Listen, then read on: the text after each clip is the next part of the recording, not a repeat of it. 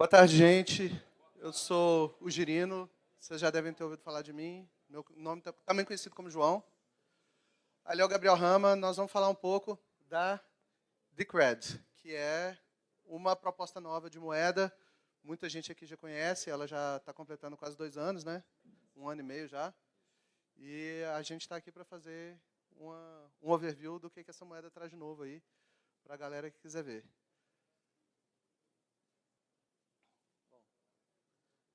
A gente vai começar, então, explicando.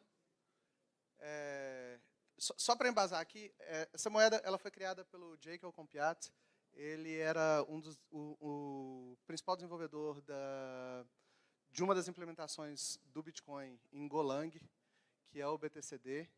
E essa nossa palestra, então, a gente embasa muito no que ele apresentou sobre a moeda na Coinbase.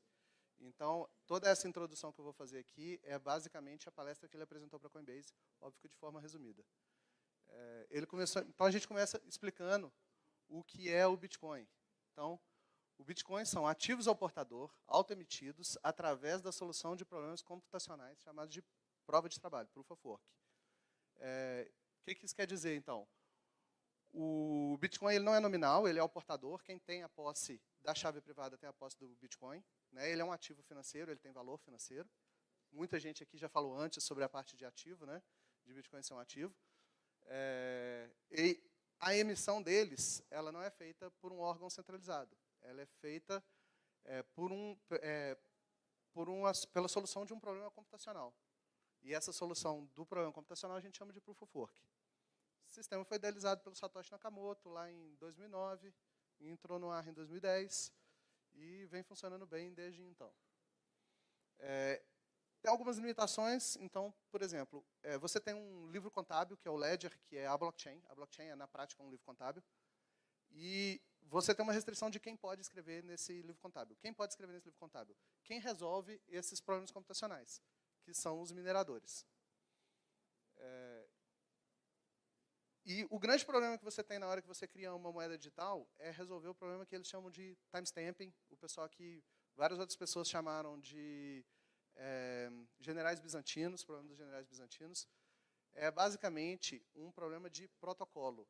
É você garantir que aquele registro,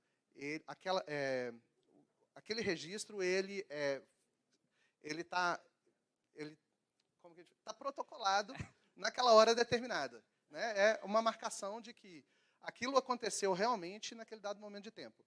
Esse é o problema de timestamping, que também é equivalente ao problema dos generais bizantinos que o pessoal apresentou. O Bitcoin ele é altamente resistente à censura. O que isso quer dizer? Isso quer dizer que, por qualquer minerador ser capaz de escrever nesse livro contábil, não existe uma pessoa que pode virar e falar assim, olha, essas transações aqui eu não quero que aconteçam. Essas transações vão acontecer porque qualquer um que resolva esses problemas computacionais, ele vai ter direito de escrever naquele livro contábil. Aí você entra com os problemas que o Bitcoin apresenta. Ele resolve uma série de problemas. São aqueles problemas que a gente apresentou ali, são problemas que o Bitcoin resolve. Ele resolve a censura, ele resolve o timestamping, mas ele tem alguns problemas que ainda existem e são os problemas principais que o pessoal da Decred focou na hora que desenvolveram a moeda. Por exemplo, as decisões nas regras de consenso. Né? Então, por exemplo, a gente tem agora a briga aí do SegWit 2x. Isso é uma mudança na regra de consenso do Bitcoin. É decidir se o tamanho do bloco vai aumentar ou não. Isso gera um hard fork na moeda. E a decisão de se esse hard fork acontece ou não, em última instância, ela é dos mineradores. Se os mineradores baterem em pé e falarem nós não vamos minerar blocos seguindo essa regra de consenso, isso nunca vai acontecer, por mais que a comunidade tenha optado por fazer diferentemente. Então, está todo mundo usando o SegWit 2x, mas os mineradores não estão usando, um bloco maior do que o tamanho padrão nunca vai acontecer. Esses hard forks, a gente tem visto agora, eles são extremamente traumáticos, eles são extremamente difíceis de acontecer, de conseguir um consenso, e eles são arriscados, porque se alguma coisa der errado, se alguém não participar desse hard fork, os problemas que vão acontecer, eles podem dividir a rede. O outro problema que o Bitcoin apresenta é o problema de separar os usuários em duas classes distintas. Você tem os mineradores, que são usuários que podem escrever na blockchain, e você tem os usuários comuns, que precisam submeter as suas transações para os mineradores, para que os mineradores escrevam essas transações na blockchain. Isso separa o universo dos usuários em duas classes. Uns usuários de primeira classe, digamos assim, que são os mineradores, e usuários de segunda classe, que são dependentes dos mineradores. Existe risco de censura aqui. Isso aqui, vou deixar bem claro assim. Existe o risco de censura e denial of service por parte dos mineradores. Existe. Se todas as pools de mineração e todos os grandes mineradores resolverem entrar em conluio, entendeu? Pode acontecer de eles conseguirem fazer um denial of service no sentido de impedir que determinadas pessoas tenham acesso à rede Bitcoin. É possível? Não é um risco real. Tá? Hoje em dia a gente vê que as próprias pools estão o tempo inteiro brigando entre si, ninguém entra em acordo, então é um risco potencial, mas não é um risco real. Esse outro é um risco real, é um risco que está acontecendo, que é a politização dos desenvolvedores. A gente vê que você tem grupos políticos distintos defendendo agendas distintas dentro dos desenvolvedores, tanto do Core quanto das outras implementações do Bitcoin.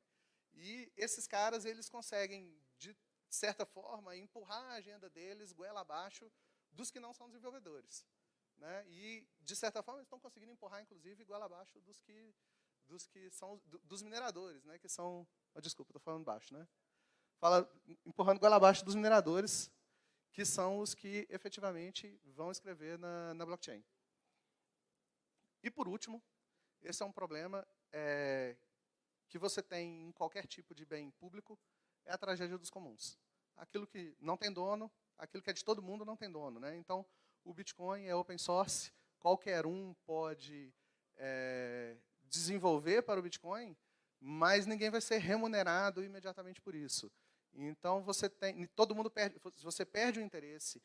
Os desenvolvedores do Bitcoin, eles perdem o interesse em desenvolver o Bitcoin. Hoje você tem a Bitcoin Foundation, que, se não me engano, ela financia uma parte pequena do que os desenvolvedores de Bitcoin efetivamente recebem. A maior parte deles é contratado de empresas, né, de empresas que se beneficiam do Bitcoin para desenvolver para o Bitcoin.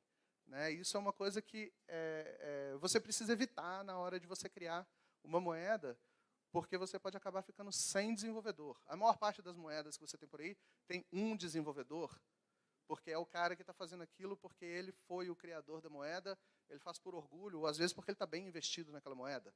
Então ele tem interesse que ela continue. Mas o Satoshi Nakamoto não existe mais. Então você não tem mais esse criador para fazer essa moeda, o Bitcoin por orgulho. Como que você resolve esse problema? Então as motivações da criação da Decred foram quebrar esse monopólio dos mineradores de escrita no Ledger, tá? Para quebrar essa segregação entre usuários de primeira e segunda classe, trazer a soberania das decisões para os stakeholders, quer dizer, para as pessoas que têm grandes quantidades da moeda, ao invés de deixá-la na mão dos mineradores, que, em geral, são pessoas que não têm interesse na valorização da moeda a longo prazo.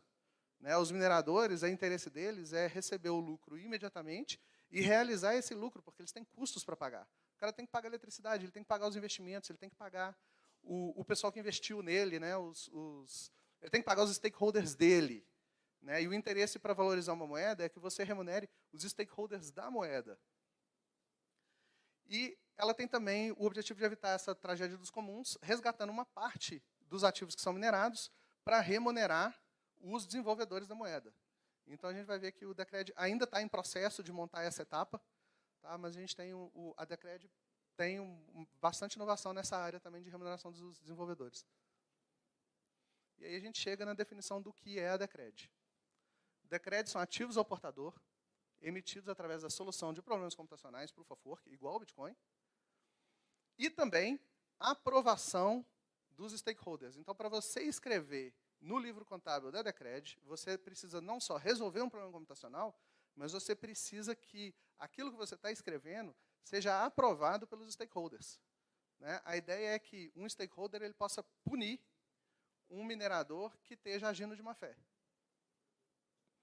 Então, para escrever no Ledger, você precisa que haja um acordo entre os mineradores e os holders, né? O minerador sozinho não consegue escrever no Ledger e o holder sozinho também não consegue escrever no Ledger. Os dois têm que entrar num acordo, aí sim uma transação vai ser escrita no Ledger.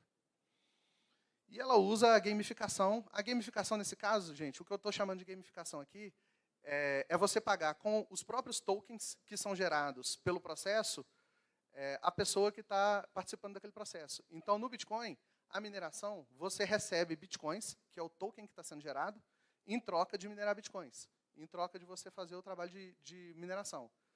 Na Decred, além disso, você remunera os stakeholders por participarem no processo de tomada de decisão e no processo de aprovar o trabalho feito pelos mineradores. Então, a Decred ela trabalha com um sistema híbrido de Proof of Work mais Proof of Stake. Tá? Você tem várias moedas que já trabalhavam com Proof of Stake, você tem várias moedas que já trabalhavam com Proof of Work. A Decred ela vai trabalhar com um sistema híbrido, onde você aproveita todos aqueles problemas que o Bitcoin já solucionou, né, o problema de evitar censura, o problema de confiança distribuída, tudo aquilo, você não precisa resolver de novo. Né? Um dos grandes problemas que acontece nas moedas Proof of Stake é o problema de timestamping. O Proof of Stake ele não resolve de forma adequada o problema de timestamping, porque você, eventualmente, pode chegar a produzir uma cadeia mais longa do que aquela que já existia. E aí, todos aqueles registros de tempo que você tinha anteriormente, eles vão ser alterados. Então, você aproveitando a solução que já existe, você não cai nesses problemas novos que são trazidos pelo Proof of Stake. Então, essa solução híbrida ela tem o objetivo de aproveitar todas as soluções já providas pelo Bitcoin e acrescentar em cima delas uma camada para corrigir as distorções do Proof of Work. Ela vai gamificar a participação na tomada de decisão, quer dizer, as decisões que vão ser tomadas pelos stakeholders sobre o futuro da moeda. Os stakeholders vão tomar as decisões sobre o futuro da moeda e eles vão ser remunerados por isso. Então, você vai incentivar uma grande parcela da comunidade a participar no processo de tomada de decisão, sem tornar esse processo de tomada de decisão obrigatório. O sistema híbrido também ele tem uma vantagem em cima do sistema de Proof of Stake tradicional, é que ele ajuda a distribuir melhor as novas moedas geradas. No Proof of Stake, todas as moedas geradas são geradas a partir de moedas já existentes. Então, uma pessoa que, no início lá da criação da moeda, ele detém, por exemplo, 50% da moeda, ele vai passar o resto da vida detendo 50% da moeda. Por mais que a base monetária ali cresça, o tanto que ele tem na carteira dele vai crescer junto, porque ele está fazendo o Proof of Stake e está recebendo proporcional àquilo que ele já tem. Esse sistema híbrido, ele distribui melhor essas moedas. Então, a pessoa que tem o Proof of Stake, ele vai receber uma determinada quantia, mas essa quantia ela não é capaz de manter ele com a mesma proporção do bolo todo, né, da base monetária que ele tinha antes. Por quê? Porque parte dessas moedas vão estar sendo distribuídas para quem está fazendo Proof of Work. Aliás, a maior parte dessas moedas, são 60%, vai estar sendo distribuída para quem faz Proof of Work. Então, o cara que está fazendo Proof of Stake, ele vai ter acesso só a 30% das moedas que são mineradas. E aí, proporcionalmente à base monetária, o tanto que ele detém vai diminuindo gradativamente. A menos que ele, obviamente, minere também Proof of Work e aumente a base dele. E ele resolve os problemas de timestamp e de reorganização da blockchain que você tem no Proof of Stake. O que acontece no Proof of Stake? De vez em quando você chega, como está todo mundo o tempo inteiro tentando gerar novos blocos, você tem blocos órfãos o tempo inteiro. E algumas vezes pessoas constroem cadeias longas em cima desses blocos órfãos. Essas cadeias, eventualmente, ficam mais longas do que a cadeia principal e substituem a cadeia principal. Isso a gente chama de chain reorg, reorganização da blockchain. Quando isso acontece, todas as transações que estavam para trás, elas ficam invalidadas e precisam ser mineradas novamente. Isso é um problema que as moedas Proof of Stake, elas resolvem, em geral, com centralização.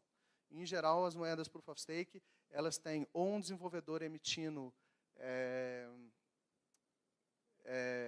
marcações, como é que eles chamam? Bom, eles emitem determinados timestamps ali, a partir dos quais uma transação não pode ser alterada. Mas isso é feito de forma centralizada dentro do código da carteira, né? Então, o desenvolvedor tem poder de decidir qual vai ser a cadeia principal dentro da blockchain. Isso traz uma centralização que você, fazendo o híbrido de Proof of Work e Proof of Stake, você elimina esse tipo de centralização, mantendo a rede o mais descentralizada possível.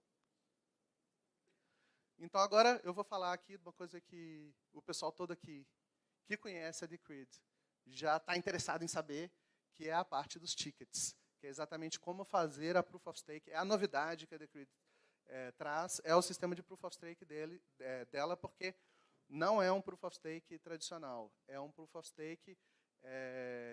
Bom, vamos passar aí que eu vou apresentando aos poucos. Não, só para falar sobre a questão dessa imagem, alguém aqui já saltou de paraquedas ou salta de paraquedas?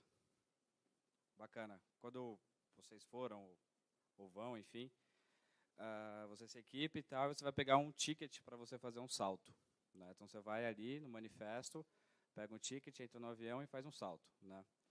E querendo ou não, é um gamification também, um salto de paraquedas, né? Porque você praticamente voa. Então, a gente considera também a questão do Proof of Stake / ticket, mesma coisa que o processo de um salto de paraquedas. Bom, essa imagem aqui é uma imagem que foi feita pelo Marcelo Lustosa.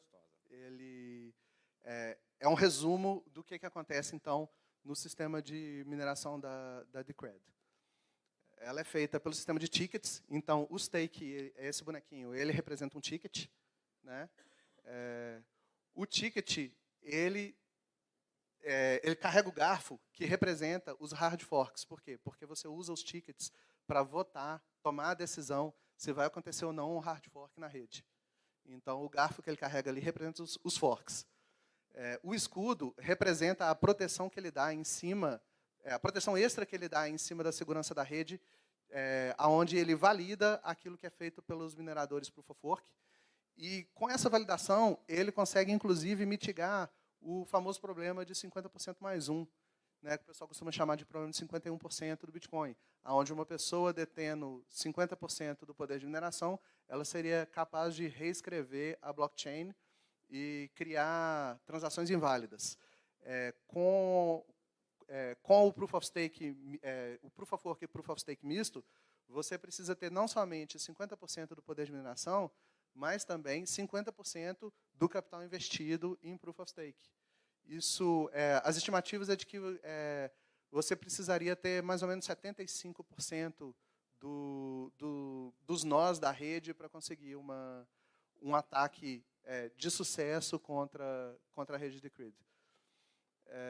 E a bolsinha que está ali na cintura dele é o prêmio que você recebe por participar de todos esses processos. Então, na hora que você toma uma decisão sobre o futuro da moeda através do voto emitido no seu ticket, você recebe uma recompensa que está ali, as moedinhas de ouro ali, provavelmente, não dá para ver se são de ouro, as moedinhas que estão ali na bolsinha dele. O sistema de tickets, ele foi uma proposta, originalmente era do Charlie Lee, da Litecoin, que chamava Proof of Activity. O Proof of Activity era um processo mais complexo e mais doloroso do que é o sistema de ticket. Não vou entrar em detalhes aqui, até porque eu estudei bem pouco ele. Mas a principal característica dele é que todos os participantes da rede eram obrigados a votar. Então, você tinha que manter sua carteira aberta o tempo inteiro, o que é uma coisa impensável, assim, de certa forma. No sistema de tickets da Decred, a participação no Proof of Stake é opcional. Você vai decidir se você quer aquilo e, em troca disso, você vai ser remunerado. Né? Se você decidir participar, você vai ser remunerado por isso. Os tickets funcionam... Fala aí, Gabriel. Você fez uma analogia melhor do que a tradicional. O pessoal lá nos Estados Unidos, eles fazem sempre analogia com bilhete de loteria, mas é porque existe um conceito aqui no Brasil que eles não têm lá. Então, quando a gente fala de loteria, o que a gente fala? A gente compra um ticket, a gente compra enfim, algo que a gente vai esperar ser sorteado. Se a gente não for sorteado, o que acontece? A gente perdeu o valor investido naquele ticket, certo? Coisa que não acontece no Proof of Stake daqui. Então, a melhor analogia que a gente consegue fazer nesse quesito é do consórcio, né, que o Brasil, por incrível que pareça, é o único país que tem consórcio. Né? Então, como que funciona o consórcio? Você vai, você espera ser sorteado, se passar X tempo você não for sorteado, o seu dinheiro retorna. Né? Até você não sei como que funciona muito bem.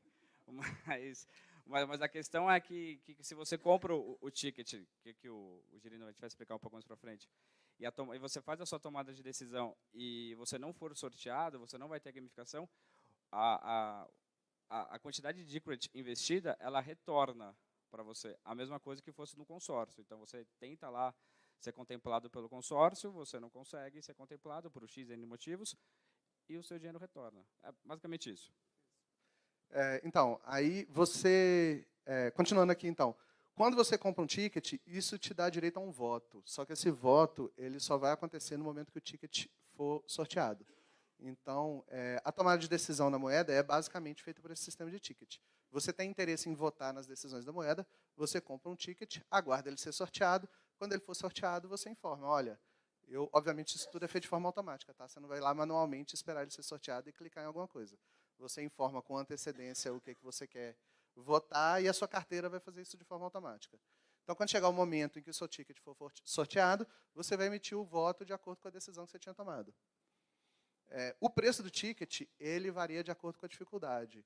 O que é essa dificuldade? Essa dificuldade, na verdade, é a diferença que tem entre a quantidade de tickets que estão ativos na rede e o limite máximo, que não é o limite máximo, que na verdade é o limite ideal, que é de 40.960 tickets.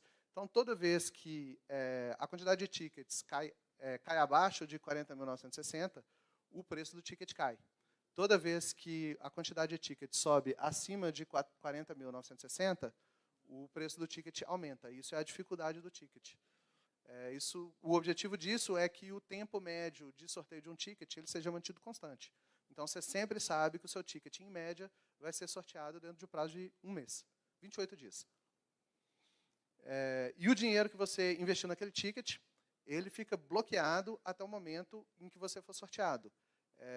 Esse dinheiro não some, ele continua na sua carteira, ele somente fica bloqueado e você fica impedido de gastar ele pelo próprio protocolo da rede.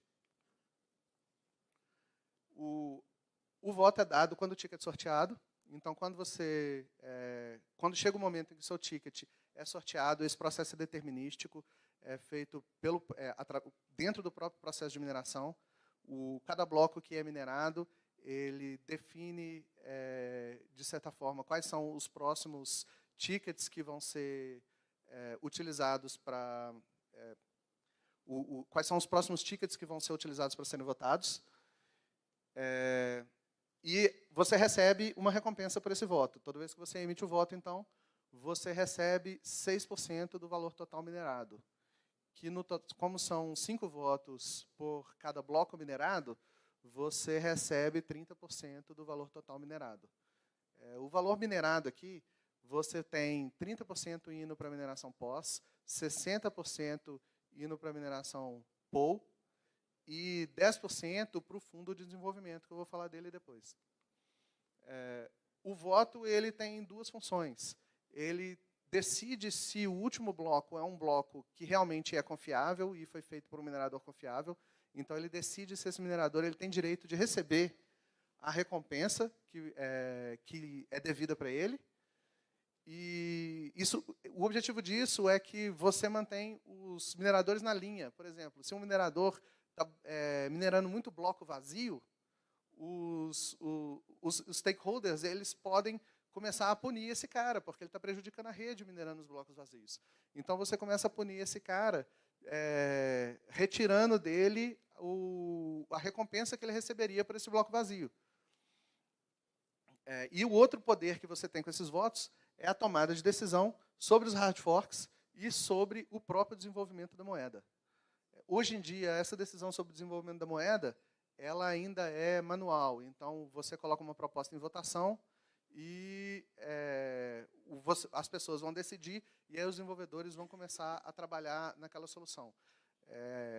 Até o ano que vem, o pessoal está trabalhando num sistema que vai automatizar tudo isso, inclusive a distribuição daqueles fundos de desenvolvimento que eu falei no começo, de forma automática para as pessoas que estão desenvolvendo. A participação nesse processo todo, ela é opcional, você compra ticket se quiser. Óbvio que é bastante vantajoso comprar ticket. Pessoal que andou com... Tem alguém aqui que comprou ticket da Decred aí esse ano aí? Quanto vocês andaram lucrando? Começou tem pouco tempo. Tem alguém minerando pós aí na Decred há mais tempo? Bom, gente, ó, durante o ano passado, o Narcélio, não sei se vocês já ouviram falar do Narcélio, ele vai ter outra participação importante aqui, ele vai aparecer na palestra, mas ele não pôde vir. Ele fez a conta que durante o ano passado, ele teve um lucro de 30% minerando, 30% em valor nominal, tá? Sem contar a valorização da Decred durante o ano passado. Ele teve um lucro de 30% na mineração pós. Esse ano, como tem mais gente participando do processo, esse valor está mais reduzido. Mas ainda assim, a média tem sido em torno de 2% por ticket. Então, uma pessoa aí que tem uma quantidade grande de tickets consegue tirar em torno de 2% ao mês. Isso é bastante variável, tá? Quanto mais pessoas estiverem entrando na mineração pós, menor vai ser o tanto que você vai conseguir de recompensa. Porque essa recompensa vai ser... porque quanto mais pessoas entrarem, mais vai aumentar o preço do ticket. E quanto maior for o preço do ticket, a recompensa é um valor fixo em Decred, então o valor proporcional dela diminui. Aí você entra numa característica que você não tem em outras moedas com Proof of Stake, que são as pools de mineração para Proof of Stake. Com esse sistema de tickets, a Decred ela consegue que você não precise ficar... Para você poder votar, para você poder fazer Proof of Stake em qualquer moeda, você precisa ficar online 24 horas por dia. Porque você tem que estar online no momento em que você for sorteado. Todo sistema de Proof of Stake funciona com alguma forma de sorteio. Seja por tentativa e erro, igual na Peercoin tradicional, seja por um sistema de ticket, igual aqui na Decred. Mas é sempre um sorteio que decide quem vai receber a recompensa do Proof of Stake. E, além disso, nesse sistema de tickets, e qualquer sistema de mineração pós, na verdade, a velocidade de propagação do seu bloco minerado, no caso aqui do seu voto, ela é crítica para os outros blocos decidirem se você vai ser contemplado ou não com o prêmio. Nesse caso aqui é um problema bem específico da Decred, porque, em princípio, quem emite o voto já foi sorteado com antecedência. Só que o minerador ele precisa só de 3 votos para garantir que o bloco dele seja minerado, porque ele precisa da maioria dentro de 5. Então, se ele tiver 3 votos já minerados, ele consegue receber a recompensa. O que acontece, então, é quando você tem um bloco muito rápido, com menos de 10 segundos, se o seu voto não chegar antes do minerador, ele conseguir resolver o problema de Proof of Work, o seu voto pode chegar atrasado. Então, é crítico que o seu voto seja propagado para todos os mineradores no menor tempo possível, para que, quando eles minerarem o próximo bloco, o seu ticket já esteja acessível para ele e seja incluído naquele bloco. Então, para você resolver esse problema de velocidade de propagação e, principalmente, de ficar online 24 horas por dia, você pode delegar o seu voto. Você tem todo um sistema de delegação de voto na Decred, onde a pessoa que vai votar em seu nome, ela não tem acesso às moedas. Você cria uma chave multiassinada que funciona como uma procuração apenas para o momento do voto.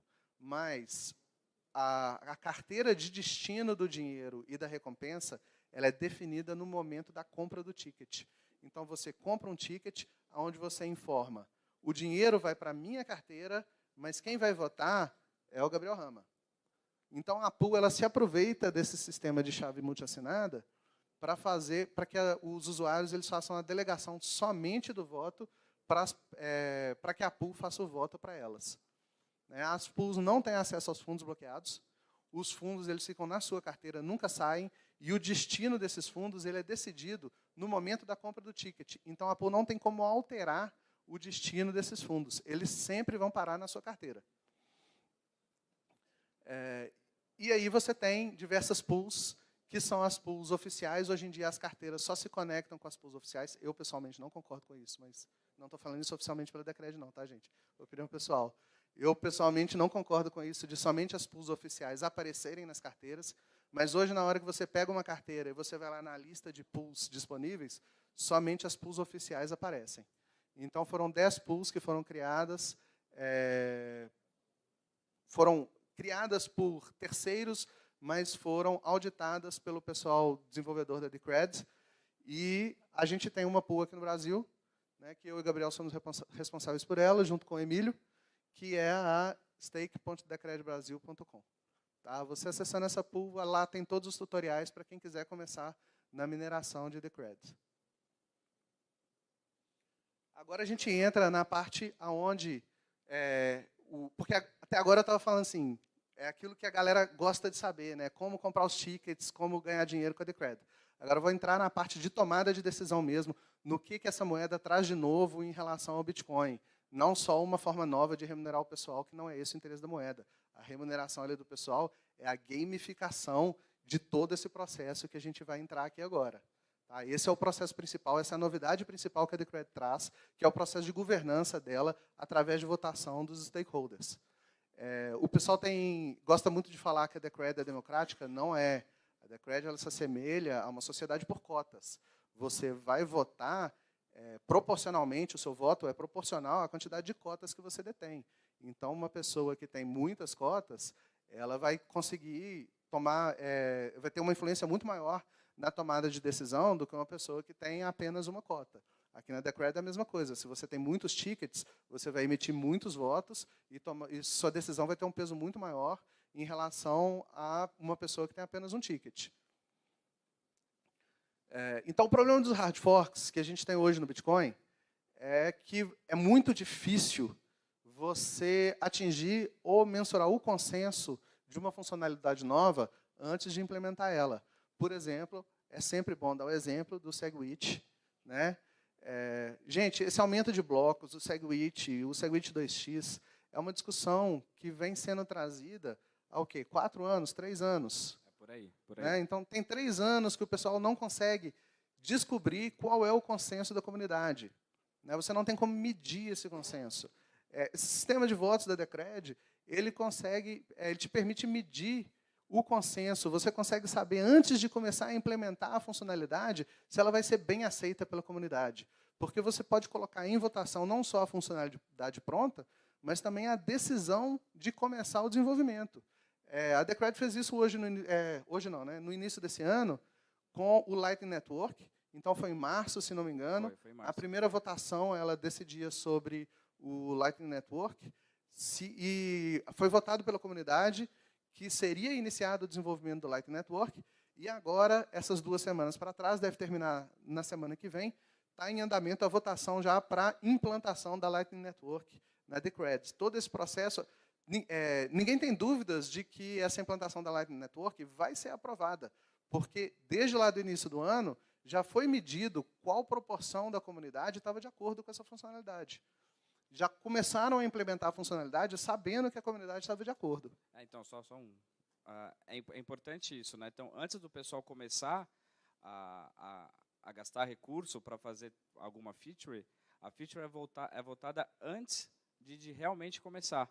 Né? Então, você não tem gasto de recursos, enfim, a comunidade em si decide, né, se vai ter implementação, depois do começo do desenvolvimento, vai ser o tal dia da implementação mesmo. É isso mesmo. Então, você tem outros riscos aí que, com o hard fork, eu acabei passando o carro na frente dos bois aqui, né, mas você tem um risco alto de você ter um split da blockchain, quer dizer, você criar uma blockchain secundária ali, porque nem todo mundo implementou o seu fork da maneira correta.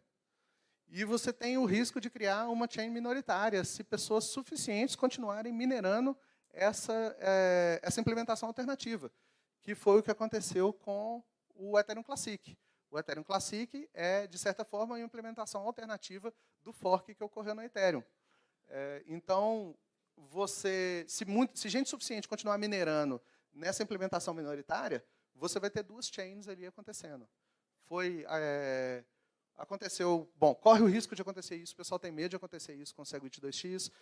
está com esse medo também do Bitcoin Gold, né? Bitcoin Gold. E teve o medo disso acontecer no Bitcoin Cash. Bom, de certa forma aconteceu, mas eles conseguiram, eles se consideraram como uma nova moeda, de certa forma. Então, foi uma coisa menos traumática. Mas o pessoal do Segwit 2x não se considera uma nova moeda. Então, é um processo que, se acontecer, vai ser bem traumático. É muito difícil de você coordenar os hard forks, você ter certeza que todo mundo está atualizado na hora certa de acontecer o hard fork, e ele é muito sujeito a influências políticas. Políticas que eu falo assim, determinados desenvolvedores têm uma certa agenda e eles vão agir de acordo com aquela agenda deles. Então, determinados desenvolvedores são ligados a determinadas empresas que querem que o caminho que o Bitcoin siga seja o mais lucrativo para elas, não necessariamente para todo mundo. Quando você coloca isso em votação para a comunidade, essas agendas, ou você entra em consenso em relação a essas agendas, ou sua agenda é simplesmente eliminada se ela não for uma agenda decidida em consenso. Esses consensos, essas votações, elas são sempre de 75%. Então, não basta você ter uma maioria simples, né, uma maioria aí de 3/4. É um consenso bem difícil de ser conseguido. E nos hard forks do Bitcoin, os mineradores são quem tem a última palavra. Se os mineradores decidirem boicotar um determinado hard fork, ele não acontece porque blocos daquele hard fork não vão ser minerados. Na Decred, os hard forks eles vão ser decididos pelos stakeholders. Não vai ser mais uma decisão feita somente entre os devs e os mineradores. O consenso ele vai ser medido antes da implementação, através de todo esse processo de votação. E o hard fork ele é ativado automaticamente. Depois de desenvolvido o hard fork, esse código é incluído de forma inativa na carteira e você inicia um processo de votação de ativação desse hard fork. Então, essa votação que nós estamos tendo essa semana agora na Decred é uma votação de ativação do Lightning Network. Assim que essa votação atingir o quórum mínimo, que é os 75%, automaticamente o Lightning Network entra em vigor. Então, o Lightning Network começa a funcionar imediatamente depois de terminar o período de votação. Na verdade, se não me engano, você tem um período de 1 semana depois da votação para quem não tiver se adaptado ainda, ter um tempo de se adaptar. Mas esse pessoal que não se adaptou ainda é uma minoria, porque os stakeholders, com certeza, já atualizaram. Porque se eles estão emitindo voto, quer dizer que a carteira deles já está atualizada. Eles só conseguem emitir o voto se a carteira dele for capaz de suportar aquela funcionalidade. Então, você tem um risco muito baixo de chain split, porque você precisa de um consenso de 75%, e com isso você torna tanto os chain splits quanto as cadeias minoritárias inviáveis. Com 25% do poder de mineração só, você não consegue, com 25% dos usuários, você não consegue manter uma moeda alternativa ali, um fork alternativo daquela blockchain. É possível acontecer? Mas isso é muito, muito complicado. E aí você tem a parte onde você constrói o consenso antes da implementação, que é os votos nas decisões de desenvolvimento. Então, você passa a ter o desenvolvimento sempre sendo orientado pelos stakeholders. Os desenvolvedores acabam tendo menos poder do que os stakeholders nesse momento. Se a comunidade decidir que o rumo da moeda é o desenvolvimento de determinada coisa, os desenvolvedores não têm como se negar a fazer isso. Hoje em dia, eles ainda têm, porque a gente ainda não tem a parte automatizada de remuneração dos desenvolvedores. Mas você tendo a remuneração dos desenvolvedores sendo feita de forma automática com os fundos de desenvolvimento, o desenvolvedor que resolver desenvolver uma funcionalidade não prevista, ele não vai ser remunerado por isso. E ele tem uma grande chance dessa funcionalidade dele não ser implementada. Então, você evita desperdício de recurso de remunerar um desenvolvedor para fazer uma coisa que ninguém quer.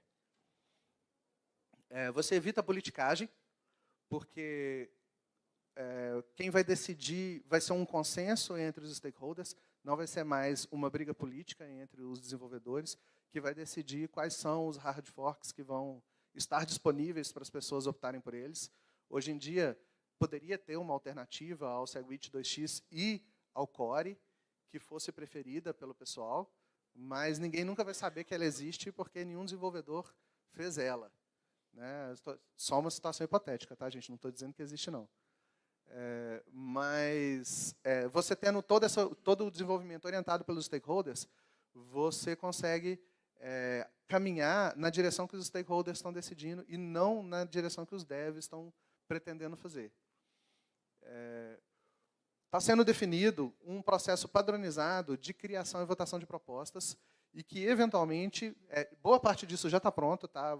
Você poderia submeter a sua proposta de o que é moeda, qual funcionalidade você gostaria de ver na moeda, e essa proposta ser acatada por algum desenvolvedor, não necessariamente um dos devs principais da moeda, e ela ser votada para ser desenvolvida, e aí, quando pronta, ser colocada em votação para hard fork.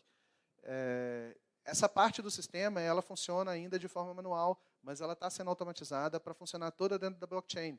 Então, você vai apresentar, através da sua carteira, uma nova proposta, um desenvolvedor vai se candidatar para desenvolver isso também através da blockchain, e vai ser remunerado de forma automática por isso, e quando pronto, isso vai entrar em votação para ser implantado de forma automática. E também, você pode colocar em votação assuntos que são fora do escopo da moeda. O exemplo que o Jake colocou na palestra dele da Coinbase, diz que é uma piada interna, você pode botar em votação, por exemplo, se o pessoal quer que tosem o meu gato. Então, se vocês quiserem que o meu gato seja tosado, eu coloco em votação aquilo, vocês decidem, e eu toso o meu gato, posto fotos na internet, vai ficar bonitinho e tal. Né? Então, mas é isso. Quer falar sobre Atomic Swap?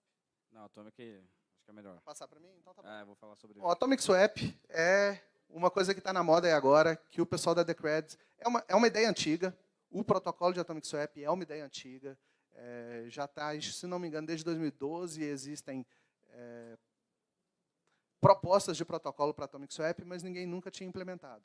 Então, esse ano, agora, em setembro, foi setembro, né? O pessoal da Decred implementou um protocolo de Atomic Swap e fizeram os primeiros Atomic Swap entre moedas diferentes. O que é o Atomic Swap? É você fazer uma troca de moedas entre blockchains diferentes. Então, entre moedas diferentes, você trocaria Bitcoin por Decred, ou, no caso da primeira que aconteceu, Litecoin por Decred, de forma automatizada e sem precisar de um terceiro confiável. Quer dizer, você tem garantia que as suas moedas só vão ser entregues caso o outro entregue as moedas dele para você. Então, você faz entre blockchains diferentes, sem intermediários, sem necessidade de confiança entre as partes. Você não precisa conhecer a outra pessoa. Basta você seguir o protocolo que você garante que, se ela tentar te passar a perna, ela não recebe. Ela faz uso de smart contracts, mas são smart contracts no sentido mais simples possível. Existe um tipo de transação na blockchain do Bitcoin e em várias das moedas que são derivadas do Bitcoin, que são as transações com time lock. São transações que são programadas para executar somente depois de determinado tempo. Então, elas nunca são mineradas antes daquele tempo ter passado. Com isso, você consegue programar transações de estorno para o caso do processo todo de Atomic Swap não ter sido completado. Então, em geral, o pessoal trabalha com prazo de 24 e 48 horas. Se depois de 24 horas a outra parte não tiver te pago, você consegue aplicar o estorno e receber de volta as suas moedas. As ferramentas foram desenvolvidas pelo pessoal da Decred em setembro desse ano, e eles estão disponíveis ali open source, nesse GitHub, github.com/decred/atomicswap. Essas ferramentas ainda são meio difíceis de usar, isso ainda não foi integrado diretamente na carteira da Decred, mas pretende ser integrado. E essas ferramentas permitem você trabalhar com qualquer moeda cuja API de RPC seja semelhante à do Bitcoin.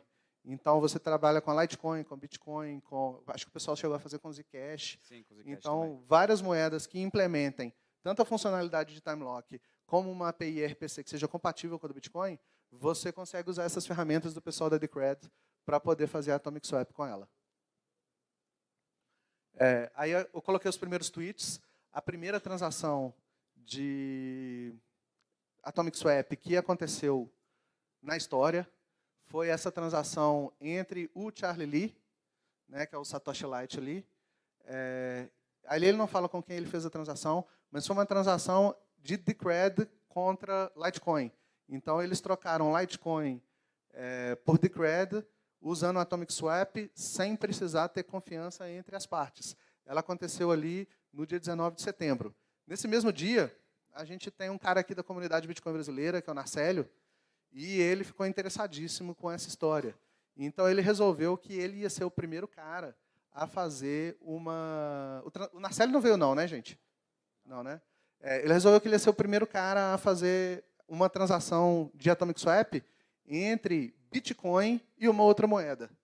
Então, ele fez esse Atomic Swap, isso é um tweet dele, se vocês entrarem no Twitter dele, vocês conseguem ver, ele fez um Twitter Moments, né, que chama esse negócio, que você cola... Então, ele primeiro fez uma transação no próprio dia 19, dele mesmo com ele mesmo, só como forma de teste.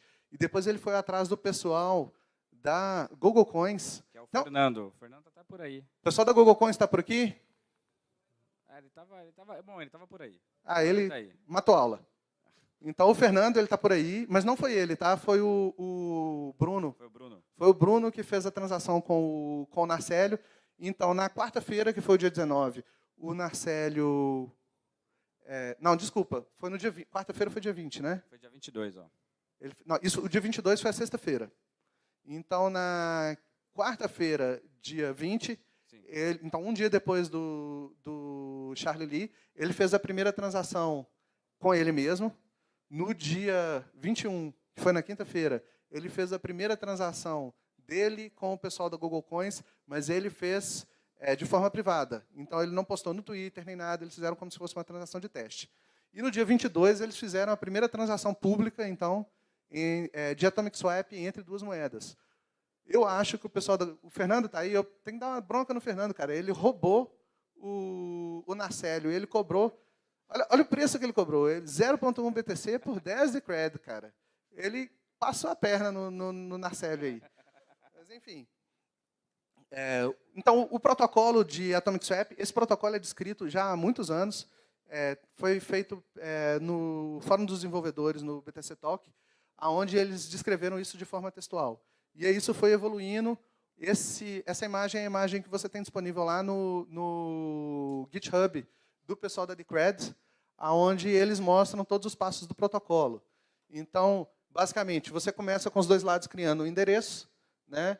Um dos lados inicia a transação, então ele cria o primeiro contrato. Esse contrato nada mais é do que uma transação com time lock para o estorno daqueles fundos. Ele diz assim, se esses fundos não forem gastos até o dia tal, eles retornam para a minha carteira. E aí ele envia esse contrato para outra parte. Ele cria também um hash secreto, ele cria uma senha, que é esse segredo aqui, é um número aleatório, que ele vai incluir esse hash dentro do contrato. Então, o sujeito B, ele não tem acesso à senha secreta, ele só tem acesso a esse hash. Tá? E o que esse contrato vai dizer? Esse contrato vai dizer, para resgatar esse dinheiro, o sujeito precisa conhecer a senha que desbloqueia esse hash, a senha correspondente a esse hash. Então, quando ele transmite isso, ele sabe que ele consegue executar essa transação porque ele tem acesso a esse segredo. O cara do outro lado ainda não tem acesso ao segredo, mas ele tem acesso ao hash.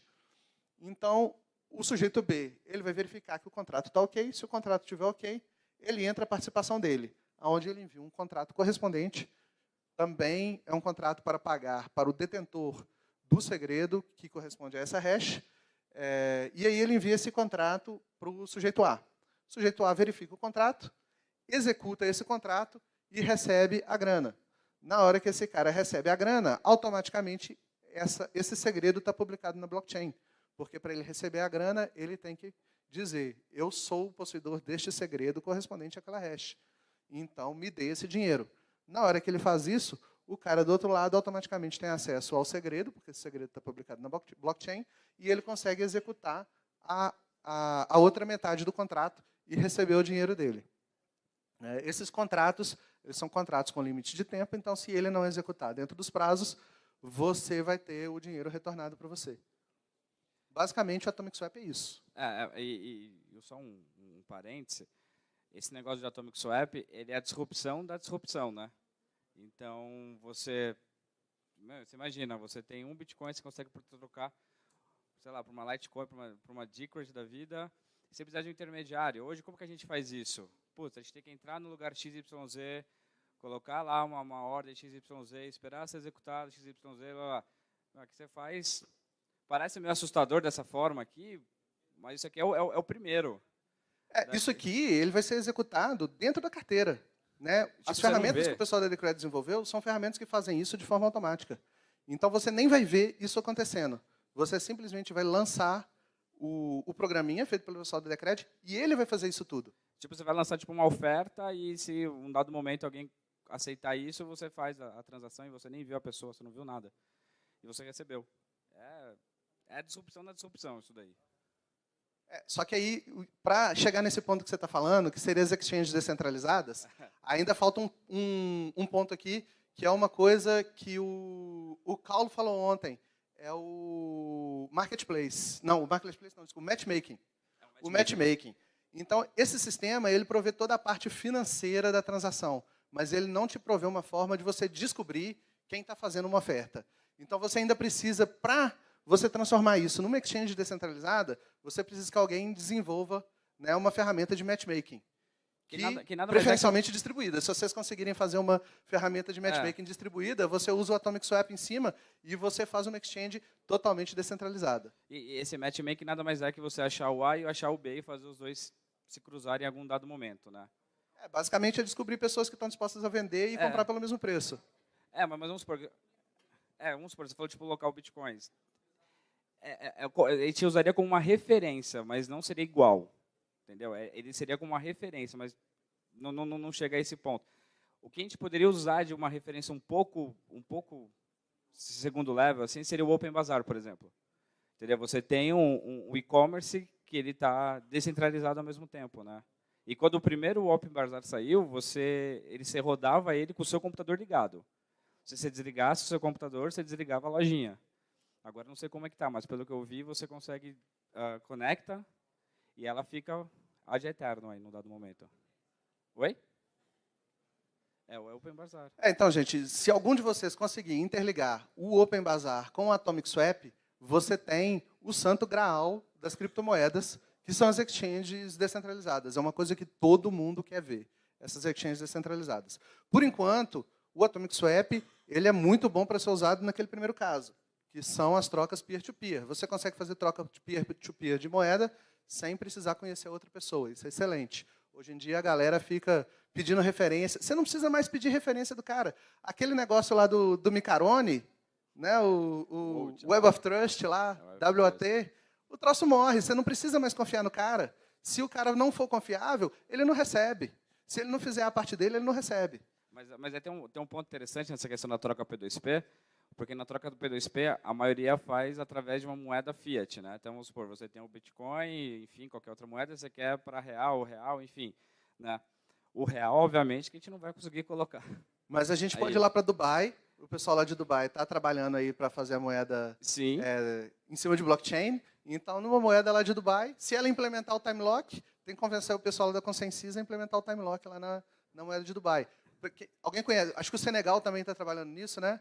Quem conhece alguém lá que está trabalhando nisso no Senegal, ó, já dá o toque. Coloca lá o comando de time lock ali, os contratos de time lock, para a gente poder fazer a Atomic Swap aí com a moeda de Senegal. Sim, e uma coisa que poderia funcionar muito bem aí também seria a questão da Colored Coin também.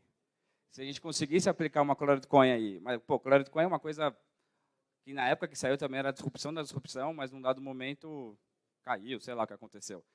Que você conseguir... Eu acho que a Colored Coin dependia ainda de você ter confiança nas pessoas que estavam envolvidas. Então, ela não resolvia totalmente esse problema. Sim. Agora você consegue reviver ela, talvez, com as Atomic Swaps. Vamos supor, uma Colored Coin você consegue delimitar que um real equivale a uma Colored Coin. Mas isso num grupo de pessoas que vocês confiam, basicamente. Né? Aí você conseguiria fazer uma troca entre Bitcoin e real, por exemplo. Mas esse real não seria real de verdade. Seria uma Colored Coin simbolizando esse real. Quando você pegaria essa Colored Coin, você trocaria, faria um saque, enfim, para o real. Porém, você vai ter que ter um ciclo de pessoas realmente confiáveis para trabalhar dessa forma, né? Então, a gente está no primeiro passo. Agora, o segundo passo, que nem o Gerino falou, de Dubai e tudo mais, é extremamente interessante. Nós estamos no início da disrupção, que você falou. Pode passar? Bom, agora, uma das partes mais legais também, que é o Lightning Network, né, que o Gerino falou que vai ser implementado, né? E eu vou explicar um pouquinho como que funciona. Bom, não sei se vocês acompanharam meio que no começo, metade do ano, basicamente, que a taxa do Bitcoin ficou extremamente alta, a gente não conseguia fazer transações pequenas, né? Quando o Bitcoin nasceu, uma das grandes vantagens dele era o fato de você conseguir fazer micropagamentos, de enviar 10 centavos de qualquer moeda para qualquer lugar do mundo em X tempo. E conforme o tempo foi passando, a valorização dela, as FIIs e tudo mais, se tornou totalmente inviável, né? Então, você ia mandar, sei lá, 10 dólares, você estava pagando 8 dólares de taxa, né? E a Light Network, ela resolve isso para diversas coisas, né? Então, a gente fez aqui, o Marcelo ele fez uma historinha explicando mais ou menos como que funciona. Então, ele mostra um problema ali, que o fulaninho foi comprar um cafezinho no Satoshi XYZ e não ia conseguir pagar pela questão do FII ali mesmo, né? Então, supor ali, o café custava 1 e a transaction fee era 5. Pô, não dá, né? É que nem você comprar uma seda online e você vai colocar no correio, a seda já valeu 3 vezes mais do que você comprar numa banca. E ali dava o total. E a galera decidiu ver se ia implementar ou não o Light Network. Aí aqui você tem os stakes para simbolizar a questão da votação. Então, as pessoas decidiram sim, um gato pingado falou não e o outro não sabia, né? E ela foi implementada. Ela vai ser implementada, na verdade. Então, na verdade, está em votação agora. Eu dei uma conferida, parece que o quórum está em 67%. Ainda falta uma semana aí para terminar a votação. Então, acredito que até o final dessa semana aí, a Lightning Network vai estar votada e implantada aí na Decred. Então, a rede dela, ela é basicamente a mesma rede que o Carl mostrou ontem na palestra dele, né? Que são vários pontos distribuídos, né? Então, quando você vai comprar o seu cafezinho e usar essa rede, você basicamente faz um smart contract com a cafeteria, né? E você consegue mandar para ele pagando muito menos, porque ela, não sei se tem uma luzinha aqui, mas onde tem os postes ali, é como se fosse uma sidechain. Você tem o bloco principal, aqui é a blockchain da moeda rodando desse lado, e desse outro lado você tem a sidechain, que é o Light Network, trabalhando junto, mas ao mesmo tempo tendo a segurança dessa galera aqui, né? Então, o que ele faz? Ele simplesmente faz o smart contract com a galera do cafezinho e ele paga para o cara do cafezinho e o cafezinho está liberado, né? E de uma forma rápida. Só que isso, o pagamento ele acaba sendo de forma instantânea. Só que esse contrato, você não faz o contrato para um cafezinho. Você faz um contrato para, sei lá, 100 cafezinhos. E aí você fica comprando ali naquela loja até o final do ano, quando você resgata o saldo que sobrou ali no seu contrato, por exemplo. A gente faz isso muito lá no meu serviço com lanche, né? Eu tenho uma planilha lá, onde eu anoto quanto que cada um colocou na caixinha do lanche, e à medida que a gente vai comprando o lanche, aí eu vou falando quem está devendo e quem não está. A Lightning Network é mais ou menos isso. Você coloca um dinheiro lá na caixinha, e aí você vai gastando ele ao longo do ano. Num determinado momento, você encerra o contrato e resgata o que a caixinha deve para você. E você coloca na sua caixinha o que você vai querer adquirir ali, né? Então você fez o contrato de tomar 100 cafezinhos durante um ano. Aí você coloca ali e isso vai acontecer. Mas aqui ainda a gente tem o mesmo problema da Atomic, que é o match. Então, vamos supor, se você quer comprar uma bicicleta, por exemplo, você vai ter que achar alguém da bicicleta. A rede não vai conseguir trazer para você, olha, o fulaninho ali vende a bicicleta, coloque aqui. Né? Aí o que acontece é o seguinte, você consegue mandar esse dinheiro para o cara da bicicleta se você souber quem é ele. Né? Então, você vai comprar uma bicicleta, mas você tem um contrato de compra de cafezinho, você pode transferir esse contrato do cafezinho para a bicicleta. A Light Network permite, contanto que você encontre um caminho ali na Light Network entre você e o cara da bicicleta. E contanto que você encontre o cara da bicicleta. Né? Então, assim, nesse sentido, o pessoal tem muito receio. Eu não sei se eu comento. Passa o próximo slide aí. Tá. Acho que não tem nada, não, né? Não, isso aqui é o processo de votação. Votação, Eu tinha feito semana passada, estava em 55%, agora já tem 67%, já está quase chegando nos 75% que são necessários. Não, então pode voltar ali. Então você tem umas críticas principais que o pessoal faz aí na Lightning Network, que é a possibilidade de centralização. Porque como você faz um contrato com um comerciante pequeno, esse comerciante pequeno vai fazer um contrato com algum maior, em algum momento você vai estar centralizando todos esses contratos num topo ali da cadeia alimentar, por exemplo, uma Coinbase da vida, e esse cara que detém então os principais contratos com todo mundo, ele vai ter um determinado poder em cima dessa rede. Mas é uma coisa que é um risco teórico, porque na prática, se você detectar que alguém está fazendo isso, basta você começar a fazer contratos com outras pessoas e não só com aquele agente centralizador. Eu não sei, eu acho que esse tipo de implementação, esse tipo de problema, esse tipo de risco, a gente tem que ver na prática para ver se ele vai acontecer mesmo ou não. Eu acredito que não seja um risco que aconteça na prática, seja um risco meramente teórico, mas a gente ainda precisa ver. Votação. Então aqui eu botei o roadmap da Decred para a gente mostrar aqui o que já foi feito, o que ainda está para fazer. Isso foi o roadmap de 2017. Então, a votação de hard fork já está implementada. O sistema de propostas públicas, que é aquilo que eu falei, você fazer propostas de o que vai ser implementado na moeda e isso selecionar os desenvolvedores e remunerar os desenvolvedores de forma automática, isso ainda é um trabalho que está em andamento. E eu acho que eles não vão cumprir essa data aí de final de 2017. Mas, basicamente, eles já têm implementado disso aí. Então, o DCR Time, que é um sistema de protocolo que o pessoal da... Original Mine usa. Isso, o pessoal da Original Mine já usa o DCR Time, que é uma das partes desse processo aí. O Edilson fez a palestra ontem, ele usa isso bastante. E também tem a gestão descentralizada dos fundos. Seria você pegar aqueles fundos de desenvolvedores, aqueles 10% que eu falei lá no começo, e distribuir eles para os desenvolvedores de forma automática, de acordo com o trabalho que eles produziram. Isso também é um trabalho que estava previsto para esse ano, mas aparentemente vai ficar para o ano que vem.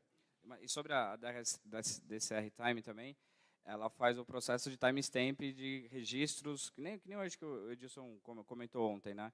E uma coisa interessante dela é que ela faz por bloco, né? E ela pega um bloco de registros e acho que se não me engano é de 1 em 1 hora, ela joga tudo no blockchain dela, né? Isso, querendo ou não, você acaba até economizando recursos, porque você faz um batch e desse batch você joga, né? Diferente do ETH, que é o Ethereum, o Bitcoin, que é na hora. Você faz o seu registro e ele entra na hora, né? E aí você acaba pagando uma FII para cada registro. Uma FII para cada registro. E no caso da DCR, você paga uma parcela da FII de acordo com a quantidade de pessoas que utilizaram o DCR Time ali naquele momento.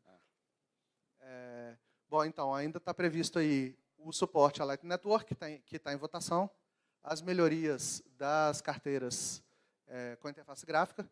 Hoje em dia, elas já são bem utilizáveis, mas ainda tem muitas críticas. Alguém aí usa as carteiras da Decred? Vocês sabem que precisa melhorar bastante ainda, né? O pessoal sabe disso. Mas funciona bem. O Request for Proposals, que é esse sistema de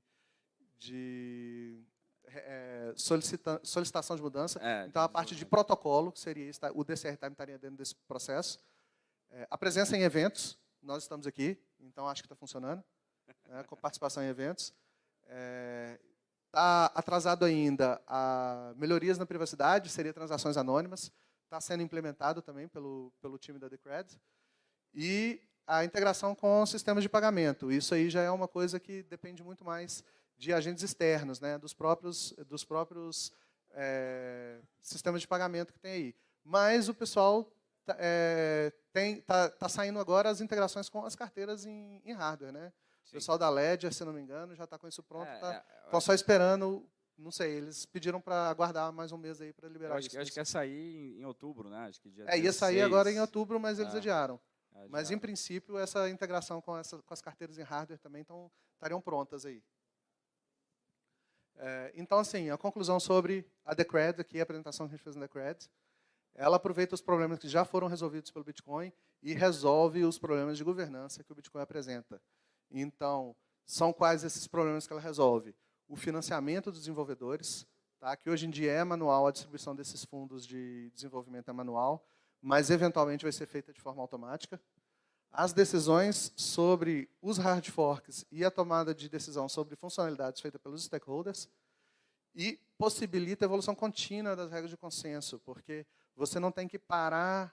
Um hard fork não é algo disruptivo, não é algo que interrompe todo o trabalho em cima da moeda. Você pode estar trabalhando em novas funcionalidades ao mesmo tempo que você está votando na implantação de um hard fork.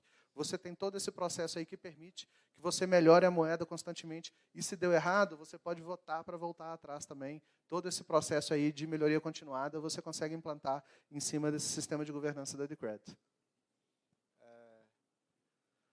Bom, aqui você tem as funcionalidades que são futuras. Uma delas aí já não é mais futura. Quando eu fiz a apresentação, ela era futura, que é o Atomic Swap.